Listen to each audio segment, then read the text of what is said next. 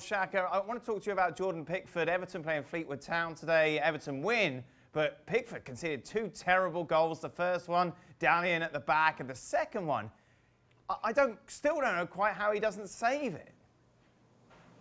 Yeah, the second one was harder to explain. The first, he took a touch when I don't think he needed to, and then for some very strange reason didn't realise he was under the kind of pressure that he was. I can't explain that aspect either.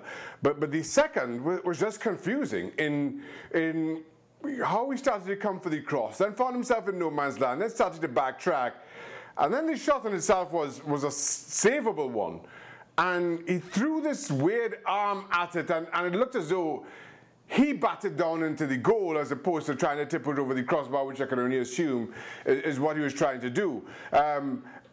Again, I don't know what was going through his head. It was as odd as it comes. Thankfully, both mistakes come in a game where it didn't matter. Everton go through, but it was strange. Don, this is where you shout at me and say, look, Everton won 5-2, Dan. Why are you talking about the goalkeeper? But of course, the reason we're talking about him is because it's Jordan Pickford, because it's England's #1, because he seems to have completely and utterly lost any sort of semblance of form recently. And that second goal, for example, you were saying before that maybe it was for the cameras.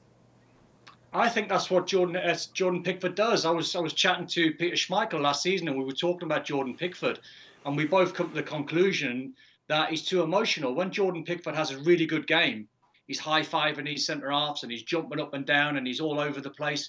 But then Peter was sort of saying, well, what's he like when he has a bad game? How low does he go? You know, Peter was saying, I'm pretty sure Shaka will agree, goalkeepers they've got to try and keep an even keel and not get too high and not get too low. But when I watch Jordan Pickford, it's almost like he tries to make the easy saves as hard as possible for the cameras. And that was what I saw in the second goal. The first one was a mistake. He should have cleared it first time. He got caught. Mistake number one. Then don't make mistake number two by trying to make a really easy save or easiest save. Try to look so difficult, and then you fumble it. And the pressure's now back on him because eyes are going to be on him now, even on social media now. Evertonians, even though they've started the season really well, they've got a question mark about their #1. Shaq? Yeah, listen, I totally agree. The only comforting thing here for Jordan Pickford is the game that those errors came in, and you're thankful that they don't count for that much. They don't change or the result or the fact that you're going through to the next round. But of course, Jordan Pickford is going to come under a lot of scrutiny, given the position that he holds for the England national team. I still think he will be seen as Gareth Southgate's #1. That doesn't change. But he's just got to get back to doing things simply and doing the basics well and putting this behind him as quickly as possible. And Don's right. Don't get caught up in the moment, the highs or the lows. You have to maintain an even keel. What happens at the final whistle, how you celebrate that is entirely up to you. But goalkeepers often don't have that luxury during the course of the game.